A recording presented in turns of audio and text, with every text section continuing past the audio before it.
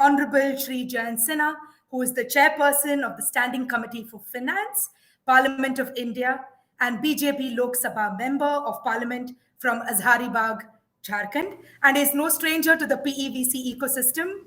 Hello, sir, and welcome. Along with us, we have Mr. Vineet Rai, who is also the founder of Avishkar Group and the managing partner of Avishkar Capital. Hello, Vineet. And to moderate, we have Lata Venkatesh, executive editor at CNBC TV 18. Welcome, Lata, and over to you. Mr. Jayant Sinha and Vineet Rai. Let me first start with the minister, not merely because he's well known in this space, but also because he introduced a private member bill and has expressed the desire that India should reach net zero carbon emission by 2050-70. Mr. Sinha, we know some of the ground or rather earth-shattering steps the government has already taken. The one that's hitting all of us, FAME, EV batteries, and more recently the green hydrogen policy. We've also had the PLI policy, which is which makes India or seeks to make India a hub for solar panels. There is the ethanol blending policy. Now, it still is not clear from here to, say, even 2030, what are the steps the government seeks to take? If you can enlighten us on that. Well, good evening, Lata, and very glad to be on this panel with you and with my old friend and colleague, Vineet Rai. And I think you all have chosen a wonderful topic here for this panel, which is India's energy transition. And that's part of a larger transition that we have to make to the green economy, which obviously for investors and for entrepreneurs is going to be the biggest investment and business opportunity of our lifetimes, bigger even than digital, because it's going to transform all aspects of our economy. And let me pick on, what were the points that you raised, Lata, which is regarding of course, electric mobility. You talked about what has to happen as far as energy itself is concerned, and more specifically, what has to happen by 2030. Now, I have written extensively on this topic, Lata, and the point I keep making is that it's not just about net zero 2050. Even for net zero 2070, we have to take vital steps in this decade. This is India's decisive decade because we have to put India on a different trajectory. The 2070 trajectory is very different from the baseline trajectory that we are on right now. And to be able to get on the 2070 net zero trajectory, there are three very important things we will have to do, and we will have to start to implement those right away. Honorable Prime Minister, of course, apart from his historic announcement of 2070 for net zero, laid out three or four very, very important and crucial steps, and I want to emphasize those. The first one is that we have to raise renewable share of our installed capacity to 500 gigawatts, which effectively means that in the decade of the 2020s, virtually all of the addition to our generating capacity has to be renewables. And that requires us to completely transform the grid. It requires us to be able to put in place battery storage, and it requires us to be able to continue to ensure that 24/7 solar is very, very cost effective. Otherwise, the economy itself becomes non-competitive. So that's number one, which is that we have to get to 500 gigawatts of solar. Number two, we have to accelerate electric mobility. And this is across the board. It's not just railways, which are moving largely to electric. It's also to our two-wheelers and three-wheelers, which account for 3 or 4 times the carbon emissions that four-wheelers do. It means moving to green hydrogen. So all of these aspects have to be emphasized this decade, this decisive decade, if we have to move to net zero 2070. As I said, we have to bend the curve this decade itself.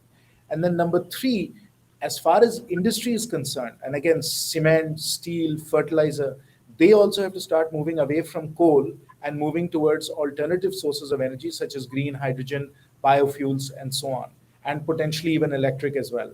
So these are the three very major moves that we have to make in the next 10 years. And as I said, these are going to be the biggest business and investment opportunities that we've seen in a lifetime, because it's going to literally take us hundreds of billions of dollars in the next decade to make this happen. This is just immense. It's very, very good news for India because, as I keep saying, net zero is net positive.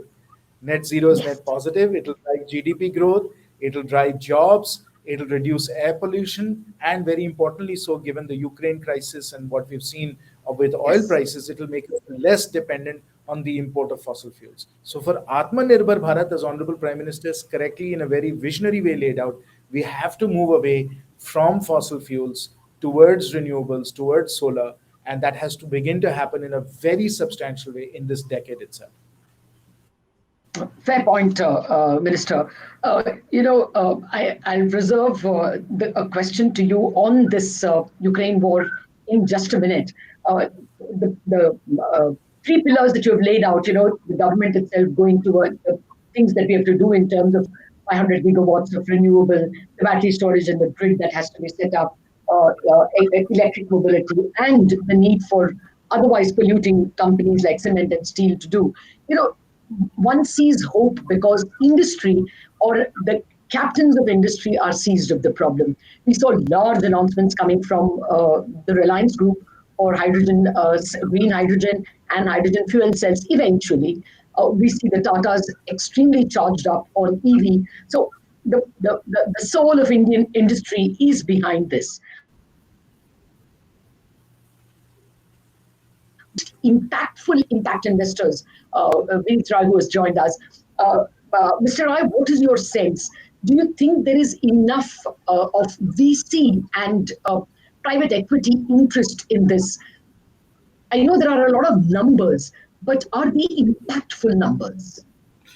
So, Ratha, thanks. Lovely to be on this program along with Jayant Sinha, who's probably has put together everything very eloquently. I think from the capital side, we have to be cognizant of the fact that there are different kinds of people, just not impact investors, because the change that we are talking about, and I'll just take a little bit of leverage on what Jen said. He started of hundreds of billion. I think it is a trillion, probably in Okay. trillions we will require in terms of the transition, even by 2050 or 2070. As he rightly put it, this decade is the decade of transition. And I think there is a fair bit of understanding around the challenges.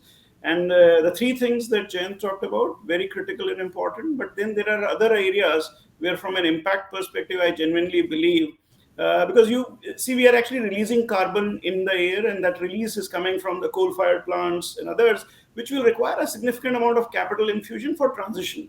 So transition financing is going to be a very large area, and my guess is very large funds are going to play a very large role because you're talking about 10, 15, 20, 30, 40 billion dollars kind of funds. But there is another area from an impact perspective that I genuinely believe is going to play a very important role, and that is essentially growing more trees, because it sounds very cliched, but tree is the best machine that is available Carbon in sink. the world right now that can take carbon out of air.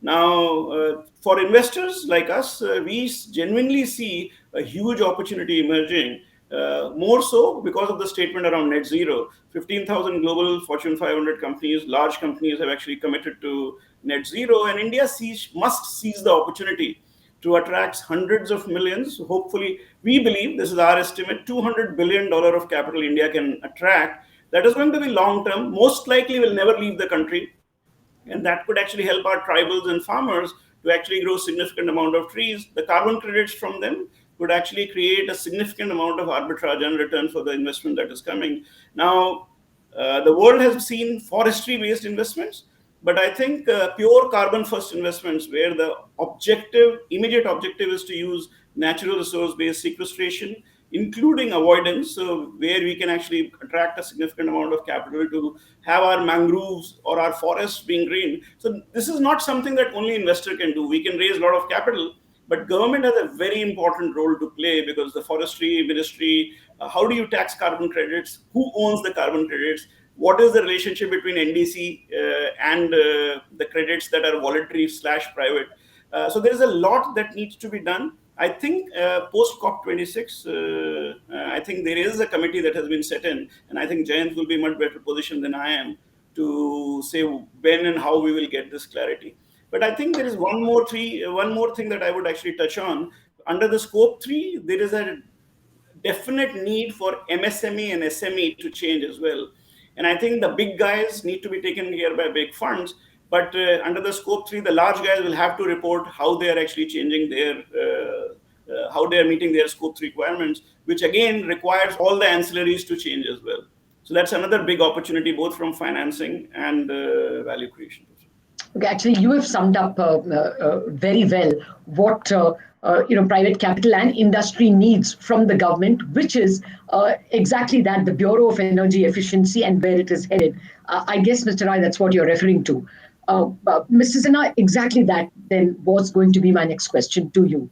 The need to evolve that market of carbon credits, any certificates for emission reduction, or certificates for fungibility between emission reduction and renewable certificates.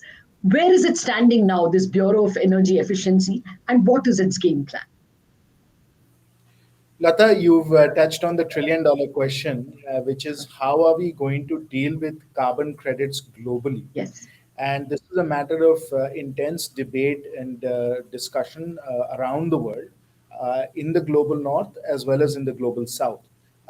And if you see the one area where carbon credits and carbon pricing is working well, it's in the European Union, where the carbon tax per ton or the carbon credit per ton has now reached about $55-60 per ton. So a really good market for carbon credits is being established. But the reason it's being established in the European Union is because they have put in place the appropriate trading mechanisms, as well as the allowances that various industries have, so that you have a cap on the amount of carbon you can put out. And if you don't use that, then of course you generate credits. If you go above that, you then of course generate a tax as well. And that Yes. market is actually working very well because there's good monitoring and good disclosure around that. So the EU is a model for how we can create a global carbon trading and carbon taxing and pricing system. And as I said, there's a lot of discussion around how to actually make that happen. Vineet touches on a wonderful point, and I want to just highlight that as well, which is that our forested areas, and of course I come from Jharkhand in Hazaribagh, our forested areas, and particularly the areas where we have people who need income sources can benefit greatly from a carbon credit system where Yes. trees acting as carbon capture sequestration sources can really become a way of generating revenue and providing livelihoods for people in these areas. So that particular business can develop, that particular investment opportunity can flourish if we can get the global carbon credit scheme to work.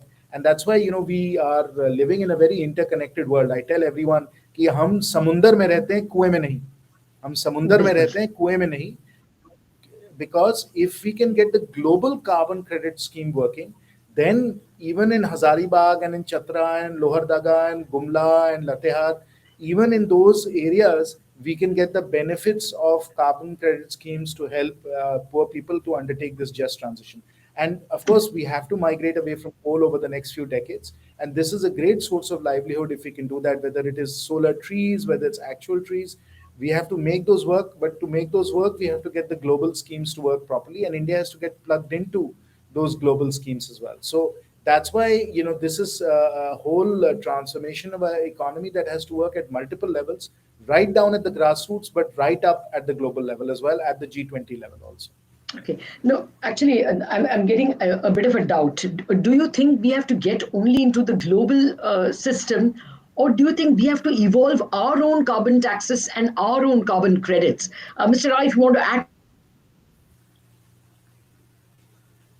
Yeah, Lata, I think what Jayant is saying is that there is a model that actually already exists, go ahead, and that sir. model, yeah, there is a model that already exists, and since Mr. that Rai? model, yeah, can you hear me? Well, I think, yeah, Mr. Rai, we just lost you for a minute. Go ahead. No, I was actually saying that there is a beautiful model that exists, and we need to actually try to get the learnings from that model into the Indian system. That's what probably Jayant is saying, and which is what I was actually pointing out as well. That if you actually put together a very beautiful system like they have in EU, that will inspire the corporate captains to actually be disclosing and holding themselves accountable through a taxation that will create benefits. And then we will be able to attract a very large amount of global capital to actually help those people who are going to lose a lot. And these are going to be very poor tribals and farmers and others. When the coal mining will stop, who's going to be the loser? The lowest strata is going to be a big loser. And that capital, allowing them to grow trees, to do those kinds of things, will be significant infusion. So it's a virtuous cycle, but we require the virtuous model. Yeah, but Mr. Sinha, where are we in starting that cycle? We know that the Bureau of Energy Efficiency was appointed, and we know that there is a model, as you very beautifully pointed out. We have a model in the European Union. Where are we in evolving that nationally? Lata, that will take time. And of course, what has to happen is that every country has to develop its own carbon pricing, its own carbon trading system. Absolutely. But once that is done at the country level, then it has to interlock, it has to plug into the global level also. Because ultimately, what we want to do is we want to clear the global market. We don't just want to clear the India market. So, for example, if Yes. we were to clear the India market, what you would find perhaps is that the cost or the value of 1 ton of carbon, sort of averted in terms of emissions, would probably be $5 or $10 a ton. But the global price may be 50 or 60 or $70 a ton, right? So we want to clear the global market, but to clear the global market, we have to plug into the global system, and that is something that has to be done at the G20 level. But if we are saying that somebody who doesn't drive their SUV in America, that avoided carbon can be made up by somebody who plants a tree in Chatra, Yes. then we want that price to be set at a global level, not just set at an Indian level, because then it makes sure we transfer adequate revenues to the person in Chatra from the person sitting in Wyoming in the US. So that is the global market that we would like to clear. And that's really how we would like to make it happen. Fair But point. for that, as I said, we Fair have to point. create the systems, we have to create the approaches.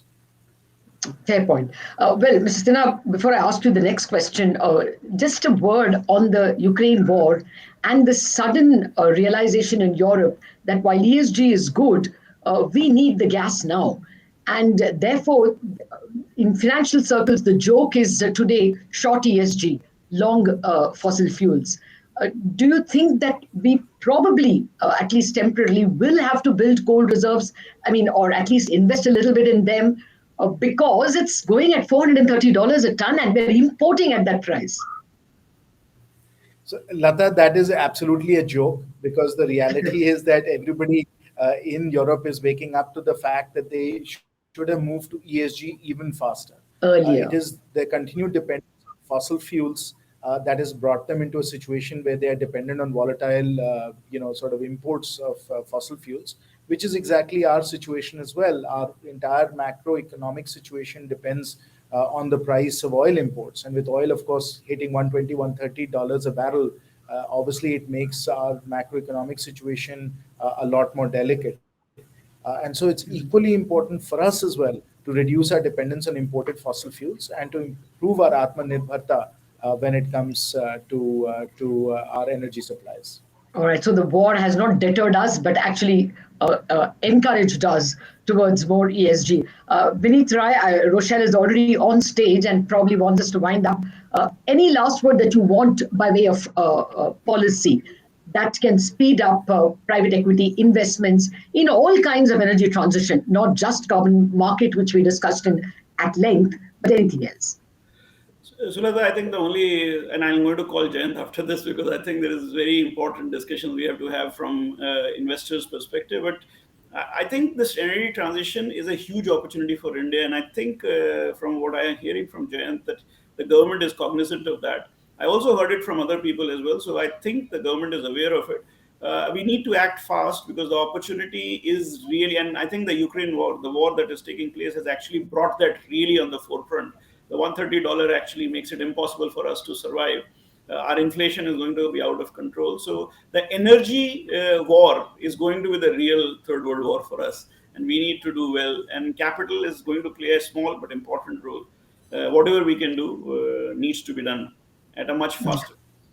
Okay, a final word from you, Mr. Sinha. I mean, purely from the soul of a reporter. We've got policy after policy, and the last big one was the green hydrogen policy. What next from the government? What next is that we are determined to make the 500 gigawatts of Okay. renewables happen. It's a big target, but we have to work towards it. Okay. Thank you very much, Mr. Sinha and Mr. Roy.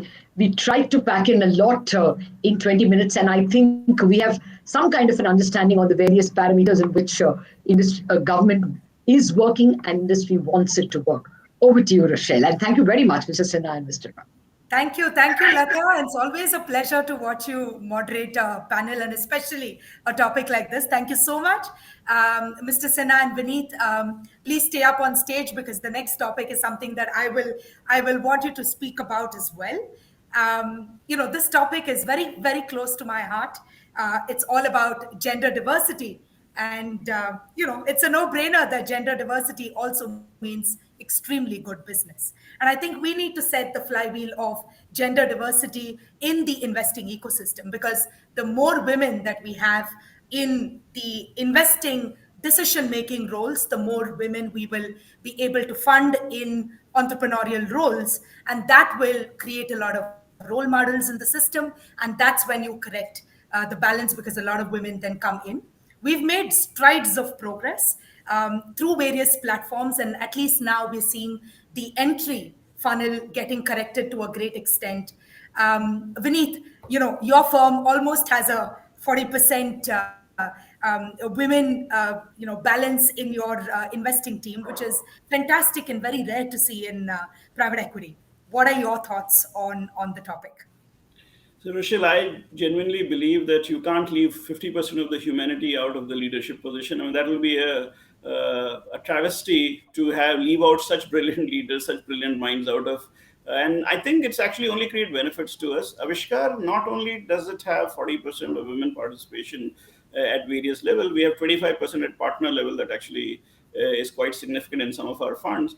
But we are probably the first Asia level fund which has been certified 2x flagship by the DFIs, which essentially means that not only are we actually taking up for our internal consumption the commitments that we are making on the gender, and we have already stated in our last report that we'll be gender neutral by 2030, which is way beyond gender parity that we are already working on. But we are also trying to, through the 2x flagship, we are trying to take the same thought process without any penalty to our investee companies and try to encourage them to see how this strategy is value accretive. And I genuinely believe that you are not doing any favor to anyone by actually following gender parity and gender neutral status. You are actually doing a favor to yourself by bringing leadership. And I think there is no, the most important thing is to walk the talk yourself. And so we are doing it on ourselves, and we have benefited immensely by that.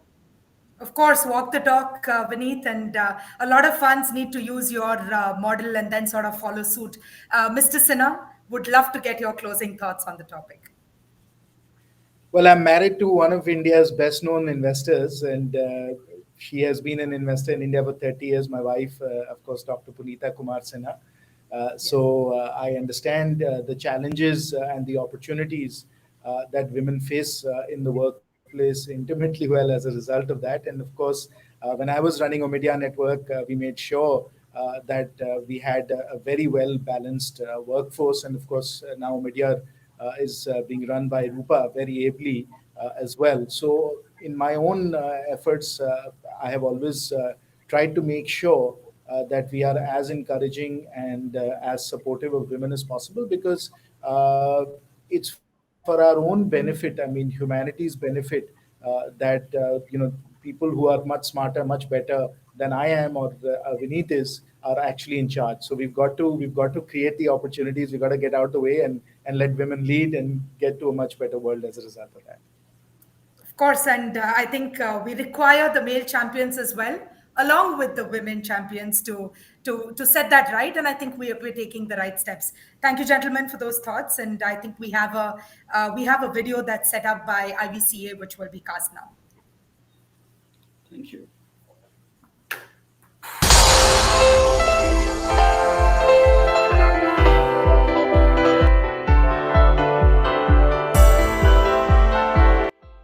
I am super excited to share that in the Executive Committee of IVCA, the gender diversity agenda was embraced wholeheartedly by all members. Each of us have taken a target for our own organizations, and if we manage to achieve the dreams that we have for our diversity agenda by 2030, we will see that this industry has gotten close to 50% in gender diversity in all levels within the PEVC organization. IVCA for collating messages on this very important issue. At Avana, we are very excited to see an increasing number of women participating both in VC as well as PE as capital allocators in meaningful roles. Even more exciting really is to see the increasing number of women entrepreneurs who are building very high impact businesses and successful businesses. On the government side in policy making, there is increasing support for participation of women in the workforce, wage parity, and also for representation of women in the board. On International Women's Day, it gives me great pleasure to be celebrating gender diversity in the venture capital, private equity and startup ecosystem. As a part of the IVCA, we've been very fortunate to have Renuka Ramnath lead the executive committee over the last term, and she's brought this to the fore as one of her primary agendas, and we're delighted to see awards, to see startups, underlying portfolios all celebrate gender diversity. It's a big push from the industry to push this not just at the ranks of our peers and colleagues in the VCP ecosystem, but also champion this inside of our portfolio companies.